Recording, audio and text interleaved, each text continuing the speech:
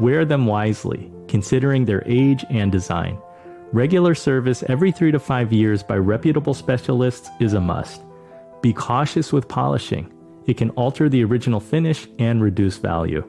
Preserve original dials, bezels, crystals, and bracelets, as they add to both aesthetic and monetary worth. Consider the legacy. Proper maintenance ensures that these timepieces can be passed down without losing their value or appeal. Ethical considerations such as sourcing and authenticity are vital in building a collection for future generations. In a world where time is fleeting, these watches stand as symbols of history, craftsmanship, and family heritage. Treat them with the respect they deserve, and they'll tick on, timeless and treasured.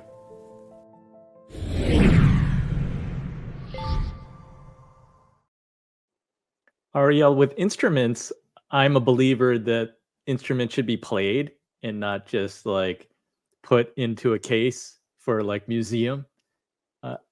If one wants to wear a watch and enjoy the watch, what kind of maintenance is necessary so that you can pass it on? That's a good question. Of course, Dan, as the watchmaker, will of course elaborate. I am as well of the belief that you shouldn't have watches you don't wear. I mean, at some point your collection gets so big, maybe you can't, but you should get every watch with the intention of wearing it. And I think that means that some of the more complicated watches out there, they will break more often. So if you have the stomach to do servicing more often, get the perpetual calendars and minute repeaters. If the idea of getting a watch repaired a lot bothers you, stick with three-hand automatics or manually wound. Even sometimes simple chronographs can, if you don't use them too much, can last a while. But the reality is that enjoying them means using them. Using them means wear and tear. And you have to just sort of be mindful. Don't get the most exotic movements out there because getting them fixed can be quite a headache. Certain brands make that a better experience than others. But I think that people should have different watches for different occasions. You should have what we call the beater watch. And the beater watch it can be a number of watches, but it's the one that you don't worry about. You wear it around town when you're doing chores, maybe in situations where it gets dirty or nicked up. You're not going to wear a $10,000 watch as that unless you have a lot of disposable income because you're worried about it. You're going to wear something which is a few hundred, a few thousand. And then you have your special occasion watches, which you baby a little bit more. And we all have clothing like that. So I think that everyone should have a couple of special occasion watches that to take care of. But for the most part, if you can't wear the watch, then it just becomes, what they say, the safe queen. And no one who's a real watch collector respects this, right? Nobody likes the idea of a watch sitting in the packaging. We respect that in the future someone was going to want it, but this isn't a watch enthusiast buying this. This is a financial speculator hoping that someone in the future will want it. And these are two very different types of mentalities towards acquiring this product. Dan, what about your thoughts since you've done aftermarket service and you build watches? So in our grandfathers or great-grandfathers' times, the timepieces were oiled with animal fat-based products, meaning the products were not synthetic. So if you let the watch sit for 5-10 years and it came to my bench and I open it up, it's congealed like your grandmother used Crisco fat and left it in the pan overnight. That's what it looks like. Horrible. But there's still something. There's still something in the jewels. If you don't understand how it works, in a watch there's a pinion and then there's a wheel. And because we can't make bearings that small, we use rubies that have a hole drilled in them. And then there's a sink cut out of the ruby. And in that sink, we drop with a needle certain viscosity oils and greases. Not too much, not too little. Every watch has its certain type of oil. So nowadays, all oils and greases, listen up, are synthetic. They all dissipate, which means you could put it in your safe on your auto winder, or you could put it in your dresser drawer and let it sit. Every 5 to 7 years, there's nothing left in every single one of those jewel sinks. So now that pinion, as soon as you wind the watch, is running dry in a hole through a stone. That's what a ruby is. It's a synthetic stone. It's almost as hard as diamond. It's not a real ruby anymore. The old pocket watches, they are real rubies. So now you're going to start your watch and it's going to turn and score that pinion because it's a rock touching stainless steel on the pinion. Now you need to replace that pinion because it has a mark on it, which will slow down the wheel and its ability to be pushed by the barrel and the mainspring. So no matter what watch you buy, if it's mechanical, you need to have it serviced completely stripped down, which means if you buy a normal time-only watch, like Ariel said, keep it simple, stupid, your service every 5 to 7 years is very inexpensive. If you move up the ladder to chronographs, perpetual calendars, a perpetual calendar is virtually like you buying a Ferrari. You have to have someone such as myself with the knowledge who's been trained to take apart that timepiece. It has many, many more complications and parts that need to be oiled and greased with certain viscosity and specialty oils and greases. And you have to be trained. Usually in Switzerland, it's a minimum of a year on one movement. I think one person in one complication room only works on that perpetual calendar for a minimum of a year and is trained only on that so he can get the speed and know-how and idiosyncrasies that go along with it. It can't just be tossed around. So that's it. You have to take care of your timepiece and do preventive maintenance just like you change the oil in your car. What happens if you don't change the oil in your car? The piston rings score the inside of the piston in your engine. It is the exact same thing. Now all the jewels need to be replaced and all your pinions need to be replaced. And that's when your service bill comes back and you go, why is this service bill $3,600? Yeah, I do not buy mechanical chronographs.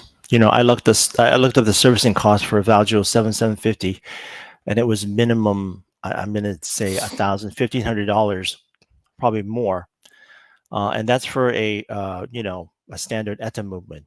So I avoid. I stick to simple three-handers because I'm not a rich guy. And I actually, when it comes to chronographs, I actually prefer my digital for precision. But I want to reference what Dan was saying before about the availability of parts, because I think that's something that new collectors don't really or may not be familiar with, which is that, all these manufacturers have been consolidated under, Swatch, Richemont, and they're trying to become like Apple in the sense that they're trying to build their own ecology.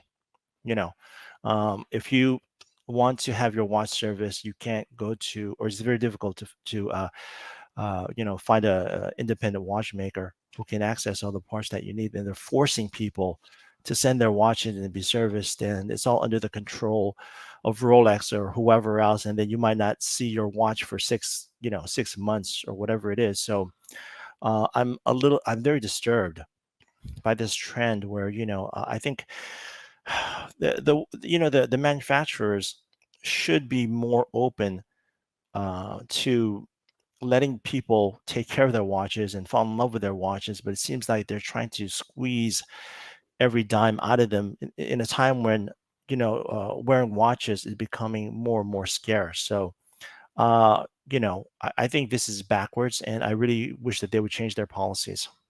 Well, this has been going on a very long time, and it is the main driving reason why there is independent watchmaking now, because they cut off all of us, all the companies, because during the crisis when luxury watches weren't doing so well, they had to figure out a way to make more income. So if they close down the ability to sell parts to certified watchmakers who graduated from such a school like myself, and just shut them all down and force the consumer to send them only to me and monopolize the industry, then I can charge you whatever the hell I want to charge you. You know why? Because you can't take your watch to be repaired anywhere else on planet Earth, because there is no repair parts. Just like buying a Mercedes and your radiator blows after warranty, and you go to your neighborhood Mercedes specialist and he says to you, they won't sell me the radiator and there's no aftermarket radiators. It's scandalous, I think. I've heard a lot of terrible stories from independent watchmakers all around the world whose businesses were so negatively affected because of Rolex making this decision. Let's remember, Rolex still makes money selling these parts, but they make more money servicing the watches themselves. And they want all the business to go to their authorized dealers as well as themselves for servicing. And because, as Dan said, this is a major part of their revenue stream. And I think it really just comes down to money. This was a financial decision they made. They say things like, well, it ensures quality and da-da-da-da-da-da. But people like Dan will tell you that watchmakers like him probably put more time and love into these repairs and things like that than someone who's just doing like an assembly line and who will never be complained to. Remember, if you go to Rolex and your watch doesn't come back working properly, you don't know who to complain to. But if an independent person does it, you can be like, Dan, what happened? And he or she will probably fix it for you. So I think that it's really tragic that the relationship between independent watchmaker and consumer of mainstream watches has really gone away in a large part. And I really lament that. And I hope that things will change in the future. Thank you for the thoughtful comments from all of our panelists today. You guys have given everyone a lot to think about. I think my takeaways are that watches are a luxury in this time where we all have a smartphone with a clock, and watches are a way to celebrate ourselves. It's a very personal path that one can take in choosing what you're wearing on your wrist, and the stories are very important. Whether you're commemorating an event or you're remembering family memories that are important to you, there are just many, many important stories to think about in watch collecting. And then I loved what Ariel said about try to watch collect in a vacuum and not think about what others are saying, but really try to spend the time to think about, what brings you joy, and then maybe the disease will likely continue. So visit all of our panelists. You can visit Dan at danspitz.com. He's got a really exciting watch series that he's working on for heavy metal. And I'm excited to see what that's going to look like and what heavy metal. Visit Ariel at The Place, a blog2watch.com. And thank you to Carl, who remains hidden, but you can see him and see what he looks like at youtube.com at mywatchjourney6579. Once again, thank you for our panelists. Thank you to everybody who is watching and listening out there.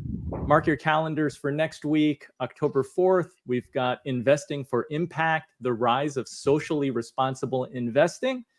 But for now, do something that scares you, because that's where the magic happens. And I don't know, I have to go watch shopping now. Thank you, Andy.